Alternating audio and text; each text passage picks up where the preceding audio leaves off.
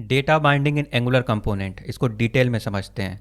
तो आपके पास कोई भी कंपोनेंट है तो उसमें आप नोटिस करे होंगे कि आपके पास एक HTML का फाइल है और TS का फाइल है। बट जो HTML का फाइल है उसमें आपको डेटा शो कराना है, और टाइप स्क्रिप्ट का फाइल है जिसमें आप लॉजिक लिखते हैं। तो सपोज दैट आपने लॉजिक लिखा टाइप स्क्रिप्ट के फाइल में, ठीक है, वो कंपोनेंट में। बट जो लॉजिक लिखे, जो डेटा वहाँ पे डेटा के वैल्यूज़ हैं उसको आपको रेंडर कराना है। आप HTML में रेंडर कैसे कराएंगे, उससे इंटरेक्ट कैसे करेंगे? तो दोस्तों जो हमारा कंपोनेंट है, कंपोनेंट को HTML के साथ, ऑफ कोर्स HTML का पार्ट ही है कंपोनेंट, बट जो लॉजिकल यूनिट है जिसको बोलते हैं ना व्यू और मॉडल, ऐसा बोल सकते हैं। तो ये सपोज दैट मॉडल है, ठीक है, और व्यू है HTML। उसके साथ कनेक्ट करने के लिए, इंटरेक्ट करने के लिए आप क्या करेंगे? तो एक तरीका होता है इंटरेक्ट करने का, उसी के बारे में हम लोग समझेंगे। इसी को बोलते हैं डेटा बाइंडिंग। डेटा को कैसे बाइंड कर रहे हैं HTML में। तो HTML में आपको डेटा को बाइंड करना है, ठीक है, तभी जो है वो डेटा शो होगा यहाँ पे।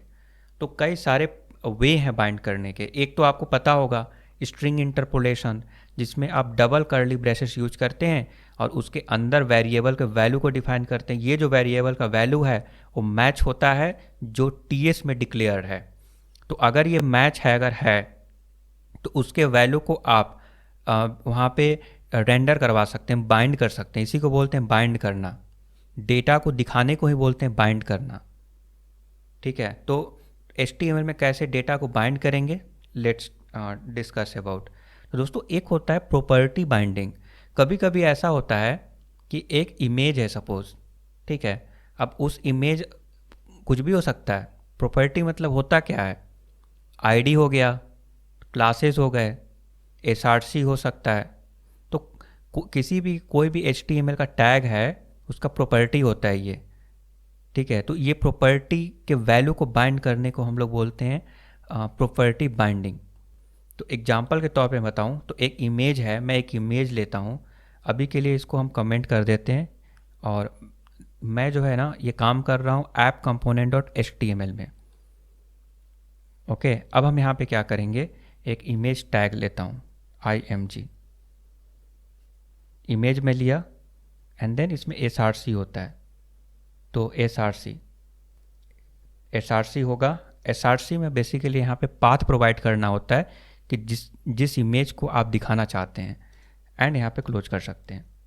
तो दोस्तों ये सिंटैक्स है। बट अगर प्रॉपर्टी बाइंडिंग की बात कर रहे हैं तो यहाँ पे आपको ये जो स्क्वायर ब्रैकेट है उसके अंदर लिखना पड़ेगा। तो स्क्वायर ब्रैकेट के अंदर हम डाल दिए तो ये बन गया प्रॉपर्टी बाइंडिंग। अब इस जो डबल कोट के अंदर जो भी चीज़ यहाँ पे लिखने वाले हैं वो वेरिएबल का नेम होगा। जैसे स्ट्रिंग इंटरपोलेशन में डबल कर्ली ब्रेसेस के अंदर जो कुछ भी लिखते थे वो वेरिएबल हो रहता था, और वेरिएबल का जो वैल्यू होगा वो यहाँ पे रेंडर होता था। मोस्टली ये जो वेरिएबल होता है ये स्ट्रिंग फॉर्मेट में होता है, ठीक है, जिसको हम लोग रेंडर करवाते हैं, बाइंड करते हैं। तो ये तो हो गया स्ट्रिंग इंटरपोलेशन, जिसके जरिए हम वेरिएबल के वैल्यू को बाइंड कर देंगे। दूसरा प्रॉपर्टी बाइंडिंग, इसमें भी हम लोग बाइंड कर देते हैं। ये जो डबल कोट है ना, इसके अंदर वेरिएबल का वैल्यू होगा। तो एक हम वेरिएबल का वैल्यू लिख लेते हैं। तो मैं गया ऐप कंपोनेंट डॉट TS में, और यहाँ पे मैं डिफाइन कर देता हूँ सपोज दैट इमेज URL।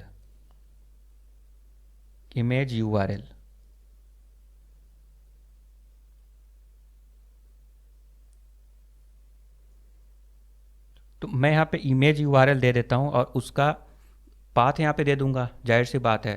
तो मैं पाथ देता हूँ दोस्तों, यहाँ पे एसेट्स के अंदर हमारे पास कुछ इमेज है 1.png। तो लेट्स प्रोवाइड द पाथ। तो यहाँ पे पाथ मैं दे देता हूँ ऐसे भी लिख सकते एसेट्स एंड देन 1.png।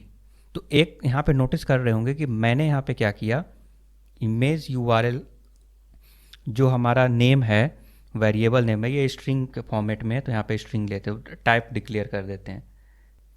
तो ये मैं यहाँ पे स्ट्रिंग लिख दिया। तो दोस्तों ये जो इमेज URL है, अब हम इसको यहाँ पे बाइंड करेंगे, ठीक है, बहुत सिंपल है। ध्यान से समझिएगा, यहाँ पे बस उस वेरिएबल का नाम डाल देना है।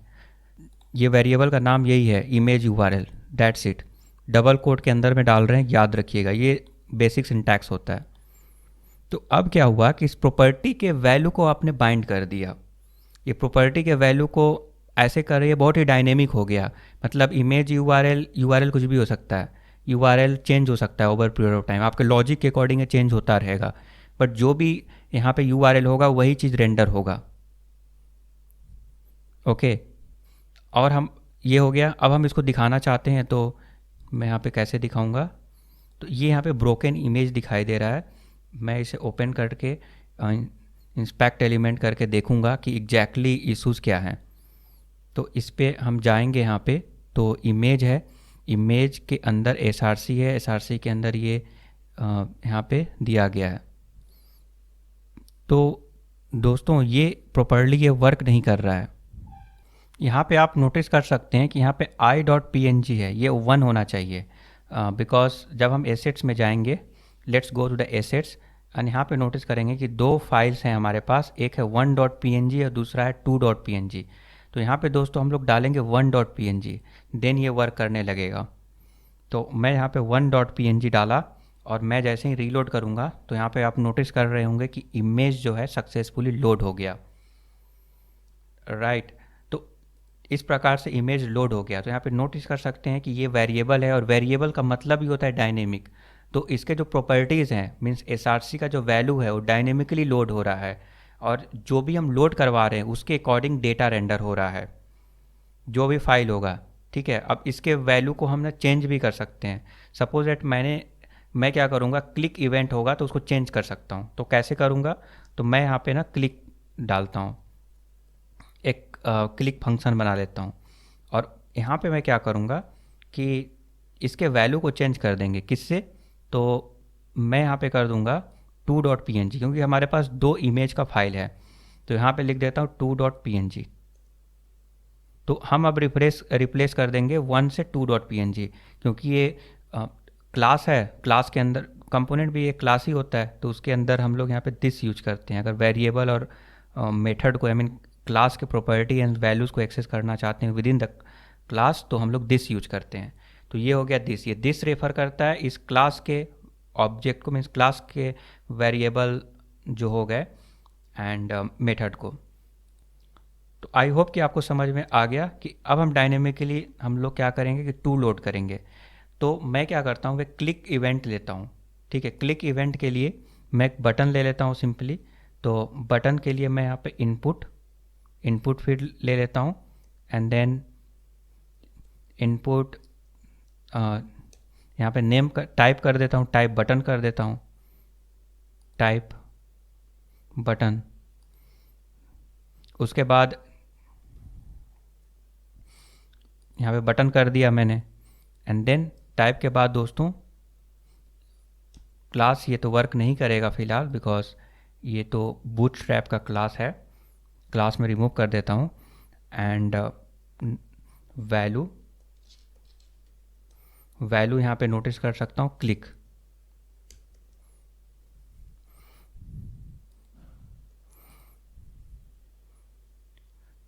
ओके, सो जब क्लिक इवेंट होगा तो हम यहाँ पे बाइंड करेंगे। अब दोस्तों यहाँ पे आ जाता है इवेंट बाइंडिंग, मतलब जो क्लिक है वो इवेंट है। जैसे माउस होवर हो गया, की अप हो गया, की डाउन हो गया, तो हम कुछ भी करते हैं तो आई मीन जो इवेंट होता है, ये सारे इवेंट है। क्लिक करना एक इवेंट है, तो इसको बोलते हैं ना दोस्तों इवेंट बाइंडिंग। इवेंट बाइंडिंग का एक सिंटैक्स होता है, वो सिंटैक्स ये होता है कि आपको इस टाइप से स्मॉल ब्रैकेट के अंदर, देखिए बहुत सारे बाइंडिंग यहाँ पे दिख रहे होंगे, अबॉर्ट, एंड देन यहाँ पे blur, cancel, can play, animation start, there are lots. Okay, तो यहाँ पे हम दोस्तों बाइंडिंग कर देते हैं क्लिक, कि जब कोई क्लिक करता है, या dB click means double click, DBL click, तो कोई क्लिक करता है या मान लीजिए डबल क्लिक करता है तो क्या होना चाहिए, कोई क्लिक करता है तो क्या होना चाहिए।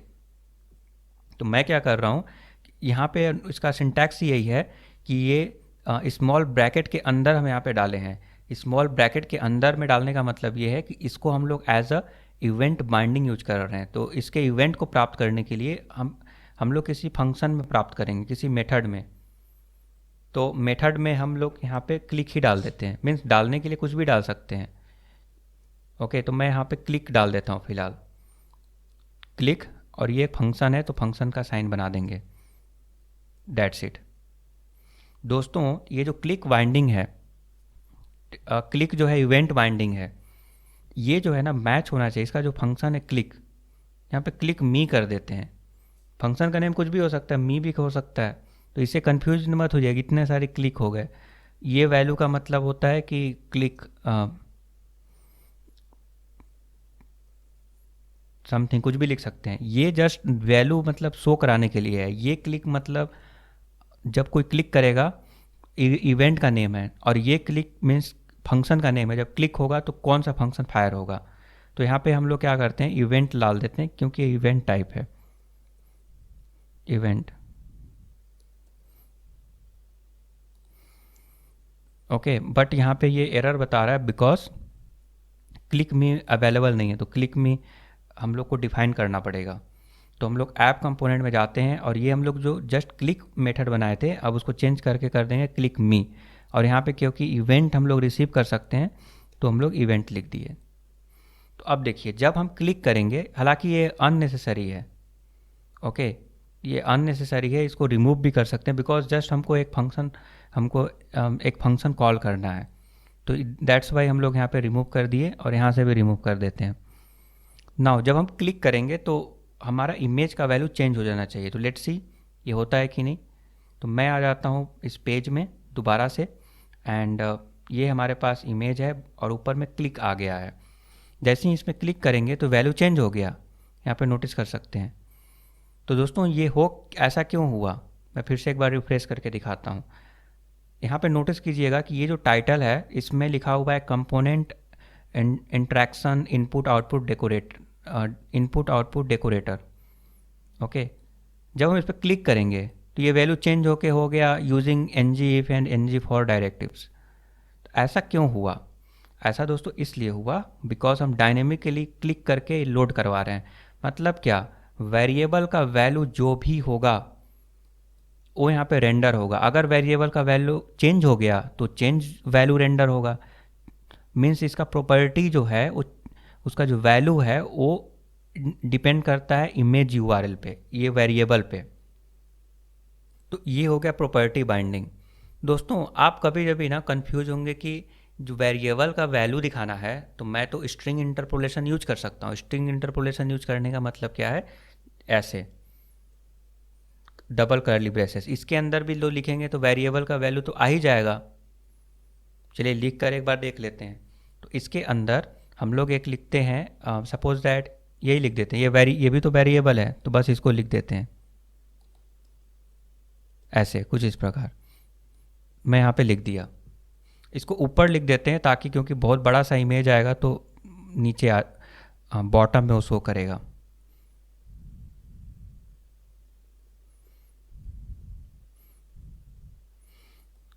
ओके, तो सपोज दैट इमेज यूआरएल यहाँ पे डिफाइन करेंगे। अब पेज लोड हो रहा है, और अभी एक बार और लोड होगा। तो यहाँ पे नोटिस कर रहे होंगे कि वो जो पाथ का जो वेरिएबल का वैल्यू है ना, वो डिफाइन हो रहा है। तो ये तो हो गया दोस्तों स्ट्रिंग इंटरपोलेशन। स्ट्रिंग इंटरपोलेशन के जरिए हम डेटा को बाइंड कर रहे हैं। तो डेटा को बाइंड हम लोग कहीं भी कर सकते हैं, मतलब इसके अंदर भी कर सकते हैं। इसके अंदर अगर हम करेंगे ऐसे कुछ इस प्रकार से, इसका मतलब क्या है, हम प्रॉपर्टी बाइंडिंग कर रहे हैं, देन ये इवेंट बाइंडिंग नहीं हो, प्रॉपर्टी बाइंडिंग नहीं होगा, ये स्ट्रिंग इंटरपोलेशन से दिखा रहे हैं। ठीक है, तो जैसे ही हम इसको रिमूव करेंगे, इसको यहाँ पे रिमूव कर दिए, इसका मतलब क्या है, अब ये करेक्ट है। अभी देखिए कोई डिफरेंस आता है। मैं इसको रिफ्रेश किया, रिफ्रेश ऑटोमेटिक होगा यहाँ पे। तो दोस्तों आइदर हम ऐसे स्ट्रिंग इंटरपोलेशन से दिखाएं या फिर प्रॉपर्टी बाइंडिंग यूज करके दिखाएं, दोनों जो है ना सिमिलर ही पर्पस को फुलफिल कर रहा है। पर दोस्तों दोनों में ना डिफरेंस है। डिफरेंस ये है कि प्रॉपर्टी बाइंडिंग में यहाँ पे नोटिस कर रहे होंगे कि प्रॉपर्टी बाइंडिंग में हम वेरिएबल के वैल्यू को डिफाइन कर रहे थे, जो कि ये जो कर्ली ब्रेसेस था ये नहीं लिखना पड़ता था। ठीक है, कर्ली ब्रेसेस ये लिखना ही नहीं पड़ता था, कुछ इस प्रकार से लिखना पड़ता था। अभी लिखेंगे तो ये काम नहीं करेगा। अभी अगर उसको काम कराना है तो यहाँ पे प्रॉपर्टी बाइंडिंग यूज करना पड़ेगा। हम इसके ज़रिए ये बता रहे हैं कि ये जो इमेज यूआरएल है ना, वो नॉर्मल स्ट्रिंग नहीं है, ये एक वेरिएबल बन गया है। इसका वैल्यू जो उठाना है वो डिपेंड करता है कि उसका वैल्यू क्या है, और वो वैल्यू मॉडिफाई भी हो सकता है component I mean type script file के जरिए। मीन्स इट्स जस्ट लॉजिकल है ना, ये डायनेमिक है तो कभी भी चेंज हो सकता है। तो दोस्तों ये हो गया एसआरसी फोल्डर के अंदर इमेज यूआरएल। तो कई बार क्या होता है, इंटरव्यू में ऐसा पूछा जा सकता है कि वाई रिक्वायर्ड प्रॉपर्टी बाइंडिंग, जब हम स्ट्रिंग इंटरपोलेशन से यूज कर ही सकते हैं। तो जब हम लोग दोस्तों ये प्रॉपर्टी बाइंडिंग यूज करते हैं तो ये डिफाइन करते हैं कि इसका जो वैल्यू है ना वो डायनेमिक है, वो स्ट्रिंग नहीं है। बट अगर हम स्ट्रिंग इंटरपोलेशन यूज कर रहे हैं तो ये हम बता रहे हैं कि इसका वैल्यू जो है ना स्ट्रिंग फॉर्मेट में है। कैसे बता रहे हैं, क्योंकि डबल कोट के अंदर लिख रहे हैं, डबल कोट के अंदर हम स्ट्रिंग लिख रहे हैं बेसिकली, है ना। तो स्ट्रिंग लिख रहे हैं, ये कुछ भी हो सकता है, ये डायनेमिक भी हो सकता है स्ट्रिंग। ये स्ट्रिंग इंटरपोलेशन यूज करके डायनेमिक भी हम लोग बना सकते हैं। अब जैसे मैं फिर से रिवर्ट करता हूँ, ये देखिए ये तो स्ट्रिंग है, S R C is equal to, ये स्ट्रिंग है, ये जो पाथ मिलेगा तो दिखाई देगा, नहीं तो नहीं दिखाई देगा, सिंपल।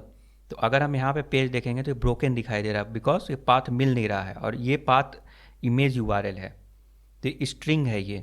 अब हम इसको स्ट्रिंग को हम लोग डायनेमिक तो कर ही सकते हैं स्ट्रिंग इंटरपोलेशन से। तो यहाँ पे हम लोग क्या करेंगे, स्ट्रिंग इंटरपोलेशन यूज करके हम लोग इसको डायनेमिक कर दे रहे हैं। ठीक है, ऐसे करके। तो अब क्या होगा कि बट फिर भी ये स्ट्रिंग ही पर्पस वही सर्व कर रहा है, बट इसका वैल्यू डायनेमिक हो गया है। बट अगर हम लोग प्रॉपर्टी बाइंडिंग यहाँ पे यूज करते तो प्रॉपर्टी बाइंडिंग में इसका जो वैल्यू है वो यहाँ पे डिफाइन होता। ठीक है, ये वैल्यू कुछ भी हो सकता है, स्ट्रिंग भी हो सकता है, बूलियन भी हो सकता है। सपोज दैट कभी कभी जो है यहाँ पे बूलियन यहाँ पे डिफाइन करना पड़ता है, तो वो भी कर सकते हैं। अब बूलियन को अगर एज अ स्ट्रिंग दिखा देंगे तो काम नहीं करेगा। जैसे मान लीजिए कभी ट्रू एंड फॉल्स में वैल्यू को दिखाना है, तो अगर हम ये लिखते हैं ना दोस्तों, ये जो प्रॉपर्टी बाइंडिंग यूज करते हैं, तो इसका वैल्यू जो यहाँ पे डिक्लेयर होगा उसका मीनिंग निकाला जाएगा। तो इसका वैल्यू अगर मान लीजिए ट्रू अगर आया तो ट्रू का मतलब ये समझ जाएगा। बट अगर हम इस ट्रू को स्ट्रिंग फॉर्मेट में अगर दिखा रहे हैं तो ये प्रॉब्लमेटिक हो सकता है। हालांकि ऐसे दोनों ही सेम पर्पस को फुलफिल करते हैं, यहाँ पे नोटिस कर सकते हैं, बट दोनों में डिफरेंस यही है कि ये जो है स्ट्रिंग फॉर्मेट, अगर हम स्ट्रिंग इंटरपोलेशन अगर यूज करेंगे तो आप मान के चलिए कि ये स्ट्रिंग इसको मान रहा है। अब उसके वैल्यू तो कुछ भी हो सकता है, स्ट्रिंग इंटरपोलेशन से आप चेंज कर ही सकते हैं, बिकॉज स्ट्रिंग इंटरपोलेशन नाम में ही स्ट्रिंग लगा हुआ है। ये जो है स्ट्रिंग वैल्यू को जो है बाइंड करता है, और भी वैल्यू को बाइंड कर सकता है। जैसे मान लीजिए कि डेट हो गया, ठीक है, बट वो फाइनली जो स्ट्रिंग में ही कन्वर्ट करके दिखाता है। तो ये हो गया दोस्तों, ये हो गया property binding and string interpolation. Now अब ये सारे जो है ना वन वे डेटा बाइंडिंग है। वन वे डेटा बाइंडिंग मतलब जो हमारा टाइप स्क्रिप्ट का फाइल है उसके वैल्यू को हम जो है HTML में दिखा रहे हैं। तो ये वन वे डेटा बाइंडिंग है, क्योंकि डेटा का फ्लो कहाँ से हो रहा है, टाइप स्क्रिप्ट टू व्यू, तो इसीलिए वन वे डेटा बाइंडिंग है। और टू वे डेटा बाइंडिंग मतलब ऐसा होता है कि व्यू से जाएगा टाइप स्क्रिप्ट के पास एंड टाइप स्क्रिप्ट से फिर व्यू के पास आएगा। जैसे कि मान लीजिए कि एक इनपुट फील्ड है और इनपुट के वैल्यू को मैंने चेंज किया, तो जैसे ही चेंज करते जाएंगे तो वो वैल्यू जो है टाइप स्क्रिप्ट में भी चेंज हो जाएगा। और टाइप स्क्रिप्ट में क्योंकि चेंज हुआ तो वहाँ के किसी एक वेरिएबल के वैल्यू को चेंज कर देगा, और वही वेरिएबल का वैल्यू हम लोग यूज कर रहे हैं HTML में। तो फाइनली जब भी हम लोग टाइप करेंगे तो वो वैल्यू जो है HTML में भी रेंडर होगा। क्यों रेंडर होगा, क्योंकि ये वैल्यू जाएगा पहले टाइप स्क्रिप्ट में, टाइप स्क्रिप्ट के वेरिएबल के वैल्यू को चेंज करेगा, क्योंकि वेरिएबल का वैल्यू चेंज हो चुका है तो वो वैल्यू जो है यहाँ पर भी रेंडर होगा because of the string interpolation. ठीक है, तो वन वे डेटा बाइंडिंग में एक स्ट्रिंग इंटरपोलेशन हो गया जिसमें कर्ली ब्रेसेस के अंदर वैल्यू को बाइंड करते हैं, और दूसरा हो गया प्रॉपर्टी बाइंडिंग जिसमें प्रॉपर्टी के वैल्यू को इसमें प्रॉपर्टी को बाइंड करते हैं। ठीक है, तो यहाँ पे दोस्तों हम लोग प्रॉपर्टी को बाइंड कर रहे हैं। एंड अगला, तो इसे बोलते हैं इंटरपोलेशन, जो कर्ली ब्रेसेस के अंदर है, और जो इसको स्क्वायर ब्रैकेट के अंदर है उसे बोलते हैं प्रॉपर्टी बाइंडिंग। एंड देन एक होता है इवेंट बाइंडिंग, जो मैंने अभी आपको बताया कि जो इवेंट को रैप करते हैं इन द स्मॉल ब्रैकेट, ये हो गया दोस्तों इवेंट बाइंडिंग। तो आपने देखा कि property binding, event binding and interpolation. अब टू वे डेटा बाइंडिंग क्या होता है? अब टू वे डेटा बाइंडिंग को हम लोग समझते हैं। तो दोस्तों सपोज दैट एक इनपुट फील्ड है, ठीक है, इसके वैल्यू को लेते हैं। तो यहाँ पे इसके वैल्यू को लेते हैं, टाइप के जगह पे टेक्स्ट कर देते हैं। ओके, नाउ वैल्यू के जगह पे यहाँ पे,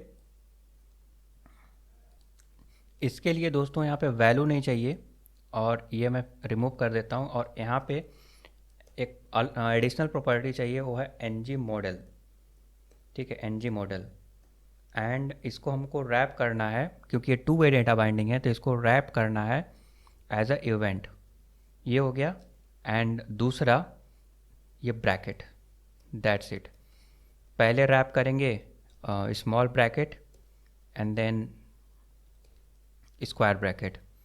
और रैप करने के बाद दोस्तों यहाँ पे वेरिएबल का वैल्यू देंगे। तो सपोज दैट हम इमेज यूआरएल ही दे रहे हैं, मतलब जो यूआरएल यहाँ पे प्रेस करेंगे, जो पाथ यहाँ पे डालेंगे, उसके अकॉर्डिंग इमेज चेंज होगा।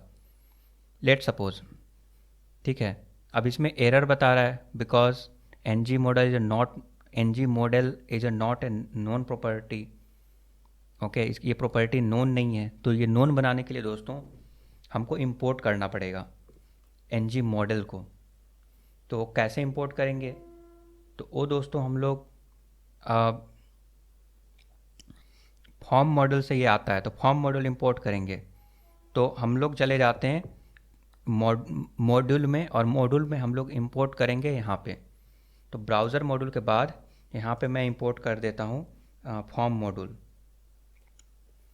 फॉर्म्स मॉड्यूल, कुछ इस प्रकार से। देखिए एंगुलर फॉर्म से हम यहाँ पे इंपोर्ट कर लिए। अब दोस्तों देखते हैं क्या होता है। अभी भी एरर आ रहा है या एरर चला गया? अभी आप नोटिस करेंगे कि यहाँ पे एरर चला गया, बिकॉज एनजी मॉडल अब वर्क करेगा। बिकॉज ये जो है ना, ये आता है एंगुलर के फॉर्म से, मीन्स ये काइंड ऑफ डिफरेंट लाइब्रेरी है, एंगुलर का ही है, बट ये थोड़ा सा अलग है। उसको इंपोर्ट करना पड़ेगा क्यों, अगर उसको यूज करना चाहते हैं। एंड लेट्स सी, अभी क्योंकि यहाँ पे एरर शो कर रहा है, तो मैं इसको रिमूव कर देता हूँ, ये जो कर्ली ब्रेसेस है। And because this is the property binding. अब हम यहाँ पे सेव कर दिए। एंड अब हम इसको यहाँ पे रिफ्रेश करेंगे, तो यस, करेंट वैल्यू जो है assets1.png। ठीक है, अब हम इसको 1 के जगह पे 2 कर देंगे। तो जैसे 2 किए तो इमेज भी चेंज हो गया, और यहाँ पर भी लिखा हुआ भी चेंज हो गया। मतलब यहाँ पे कुछ भी टाइप कीजिएगा, देखिए कुछ भी टाइप कर रहे हैं, यहाँ भी चेंज हो रहा है। एंड आप जो भी यहाँ पे टाइप कीजिएगा एट द सेम टाइम यहाँ पे भी चेंज हो रहा है। तो हो क्या रहा है कि आपने इंटरफेस पे यहाँ पे टाइप करें, आई मीन HTML में कुछ टाइप किए, UI में कुछ टाइप किए, तो ये UI से जाएगा कंपोनेंट के पास, कंपोनेंट जहाँ पे आपका लॉजिकल चीज़ें लिखे हुई हैं, एंड वहाँ से फिर से वो जो है रेंडर हो जाएगा UI के पास। तो टू वे हो गया, मतलब यहाँ से जा रहा है कंपोनेंट एंड कंपोनेंट से व्यू, व्यू से कंपोनेंट, कंपोनेंट से व्यू। तो ये हो गया टू वे डेटा बाइंडिंग। तो हम लोग टू वे डेटा बाइंडिंग कुछ इस प्रकार से अचीव कर सकते हैं। वन वे डेटा बाइंडिंग तो आपको पता है कि हाँ, वेरिएबल का वैल्यू चेंज होगा, और क्योंकि हम बाइंड कर रहे हैं तो यहाँ पर भी चेंज हो गया। It's a by default property.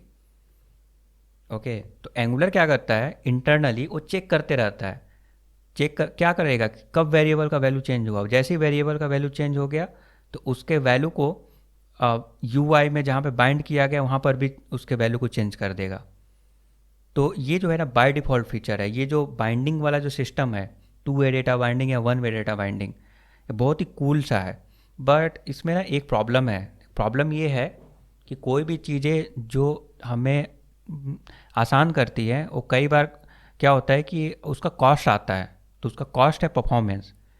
Performance का कॉस्ट ये आएगा कि जब भी वेरिएबल का वैल्यू चेंज होगा ये पूरा चेक करते रहेगा, वहाँ पर भी चेंज करना है इसको, HTML के व्यू में भी चेंज करना है, ठीक है। तो ये हमेशा चेक करते रहेगा। तो ये एक टाइप का ना एक परफॉर्मेंस इशू क्रिएट करता है, स्मॉल और मीडियम प्रोजेक्ट के लिए नहीं, बहुत बड़े जो एप्लीकेशन होता है तो छोटे छोटे चीज़ें जो है एक बहुत बड़ा इशू बन सकता है। क्योंकि ये हमको ऑप्टिमाइज करना पड़ेगा फिर।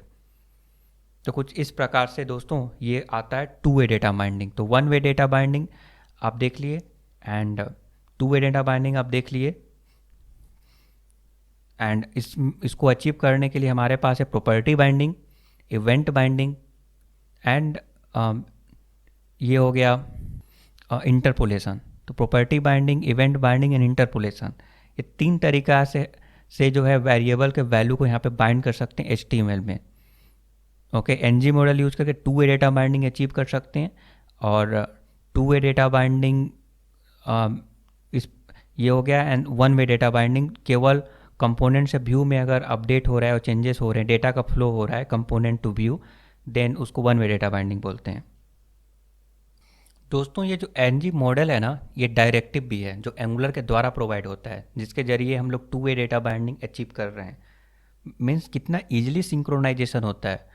यहाँ से टाइप स्क्रिप्ट के वेरिएबल भी चेंज हो रहा है और एट द सेम टाइम यहाँ पर भी डेटा आ रहा है। मीन्स डेटा सिंक्रोनाइज हो रहा है बहुत ईजिली।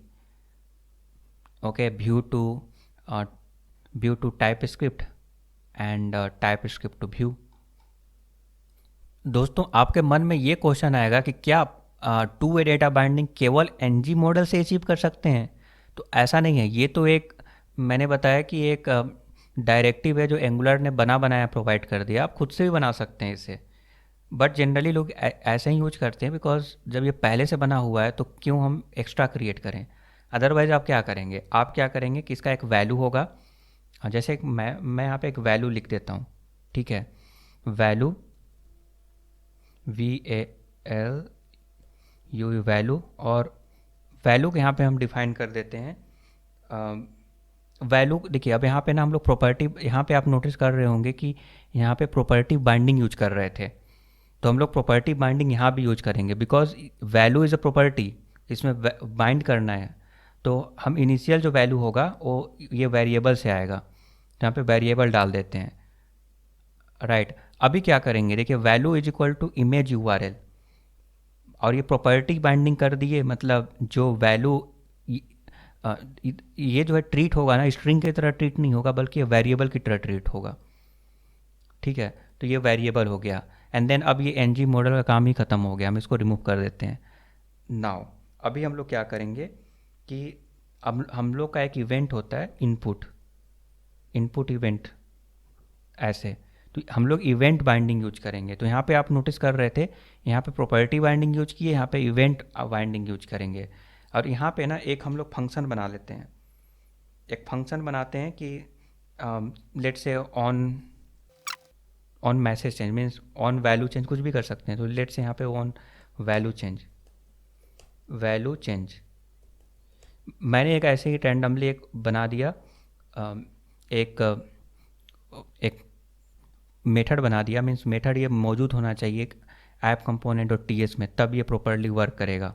अभी हम लोग क्या करेंगे कि यहाँ पे इवेंट आएगा, इवेंट हम लोग यहाँ पे ना एक आर्गुमेंट पास करेंगे, वो होगा इवेंट, कुछ इस प्रकार से। अब एरर इसलिए शो कर रहा है बिकॉज हमारे जो टाइप स्क्रिप्ट में ये मौजूद नहीं है। तो इसको मौजूद कराने के लिए पहले यहाँ पे एक मेथड बना लेते हैं, कुछ इस प्रकार से। एंड जो इवेंट यहाँ पे आएगा,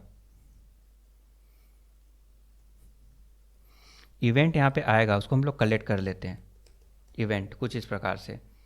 अब हम लोग क्या करेंगे, जो इसका वैल्यू है ना, हम लोग यहाँ पे चेंज कर देंगे। तो हम लोग यहाँ पे क्या कर रहे हैं, दिस डॉट एंड ये वैल्यू, एंड ये जो वैल्यू चेंज करेंगे, ये जो इवेंट है दोस्तों, इवेंट यहाँ पे लिख देते हैं।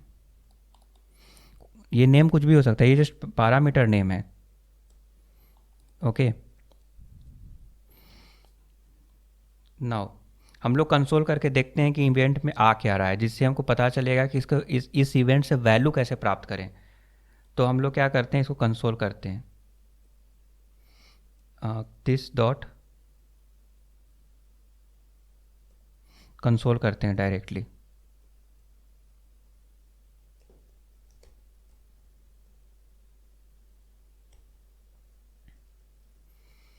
इवेंट, जस्ट इवेंट करते हैं console, and let's see what will be the value. और हम यहाँ पे पेज को रिफ्रेश करेंगे। पेज को जैसे ही रिफ्रेश करेंगे और हम कंसोल में चेक करेंगे, ओके यहाँ पे बोल के आ रहा है कि देयर कोई इशू आ रहा है। इशू ये है कि event does not exist on app component. तो यहाँ पे इवेंट हमको लिखना पड़ेगा, इसका नेम गलत था।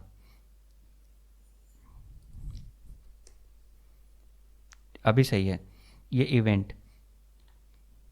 हम लोग यहाँ पे ये देखिए क्या होता है ना, जब हम लोग कॉल करते हैं तो जो आर्गूमेंट पास करते हैं वो रियल वैल्यू होता है।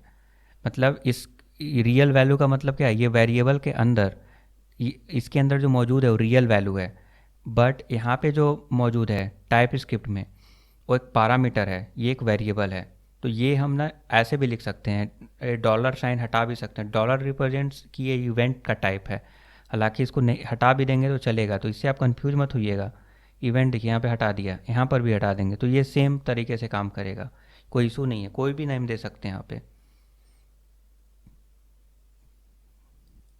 तो यहाँ पे इसका टाइप, यहाँ पे एरर इसलिए आ रहा है क्योंकि हम यहाँ पे टाइप दिखाना चाहते हैं, तो यहाँ पे एनी लिख देते हैं। नाउ देखिए एरर फिक्स हो गया। अब हम लोग ब्राउज़र में जाते हैं और ये लोड हो चुका है। एंड अभी हम लोग कंसोल ओपन करते हैं। कंसोल में आप नोटिस कीजिएगा कि यहाँ पे एक अनडिफाइंड शो हो रहा है, angular is running is fine. जब हम क्लिक करेंगे ना तब इवेंट मिलेगा। तो जैसे ही यहाँ पे क्लिक करेंगे तो यहाँ पे वैल्यू यहाँ पे आ नहीं रहा है फ़िलहाल। यहाँ पे कुछ भी चेंज करते हैं, यस यस, क्लिक पे नहीं। हम लोग का इनपुट, हम लोग का इवेंट क्या था, इनपुट था। इनपुट के वैल्यू को चेंज करेंगे तब ये आएगा। तो देखिए इनपुट इवेंट है। इवेंट में क्या है, is trust, bubble, cancellable, compose, current, data, lots of thing है यहाँ पे। हमको क्या चाहिए, हमको चाहिए वैल्यू। तो यहाँ पे लिख देंगे टाइप है इनपुट, मतलब इनपुट से रिलेटेड जो भी प्रॉपर्टीज़ है सब हम मुझे मिल रहा है, उसका वैल्यू भी मिल जाएगा। तो यहाँ से उसका वैल्यू भी हम लोग ले सकते हैं, राइट। तो यहाँ पे वैल्यू कहाँ से मिलेगा, तो टारगेट, टारगेट को चेक करते हैं, टारगेट में वैल्यू है। तो टारगेट के अंदर बहुत सारी चीज़ें हैं, इसमें वैल्यू वैल्यू यहाँ पे होना चाहिए। लेट्स सी, स्क्रॉल करते जाएंगे एंड हमको कहीं ना कहीं यहाँ पे वैल्यू मिलेगा। तो आप ऐसे पता कर सकते हैं, मुझे ऐसे पता है कि वैल्यू इसकी इसी के अंदर आता है, बिकॉज आपको प्रैक्टिस हो जाएगा। तो दोस्तों यहाँ पे आप नोटिस कर रहे होंगे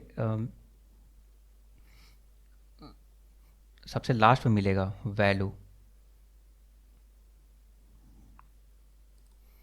ये है दोस्तों यहाँ पे वैल्यू। आप यहाँ पे नोटिस कर रहे होंगे कि asset2.pn।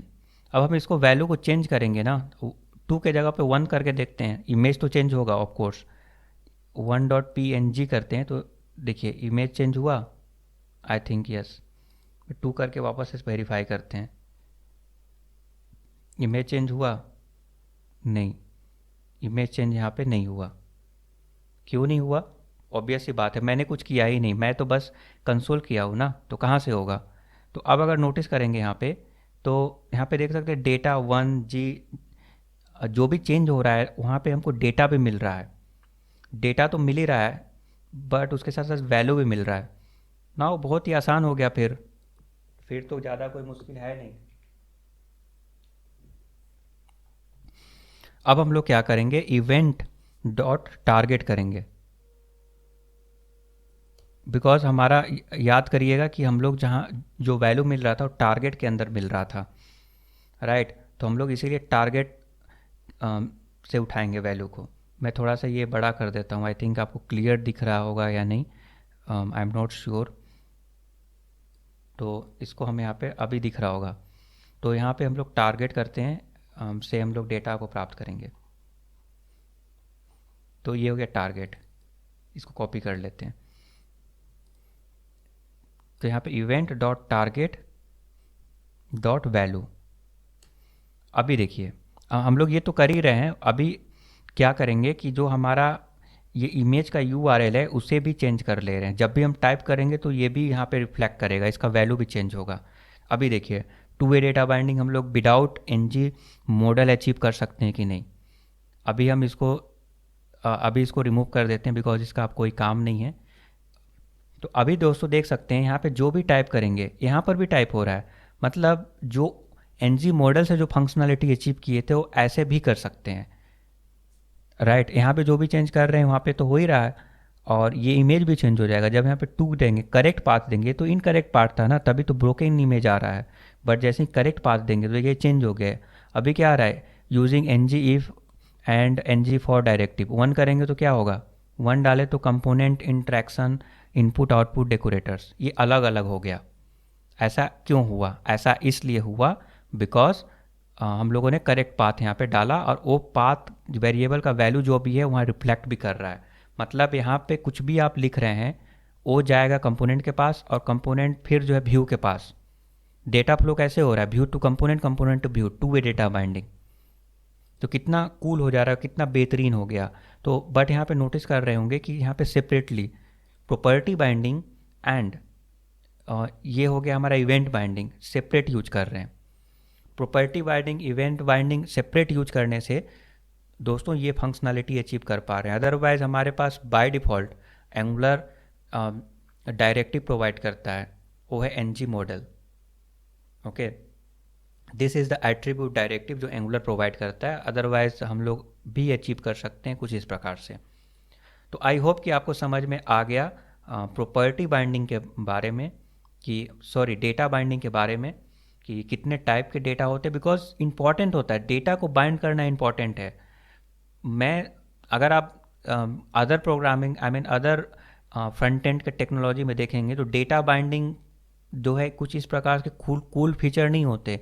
कई बार आपको कुछ करना पड़ता है बाइंडिंग करने के लिए। डेटा तो आ गया, सपोज है डेटा फ्लो होता है from view to component, then component से व्यू में फ्लो कराने के लिए, और वेरिएबल का वैल्यू जब अपडेट होगा, चेंज होगा, तो एट द सेम टाइम वो भी वैल्यू जो है अपडेट होना चाहिए। तो वो सब कराने के लिए आपको कुछ करना पड़ता है। ओके, उसके लिए कोड लिखने पड़ते हैं। बट यहाँ पे एंगुलर में बहुत ही सही है, बहुत ही बेहतरीन है। किसी प्रकार का दोस्तों डाउट है तो आप मुझे बताइए। Thank you for watching this video.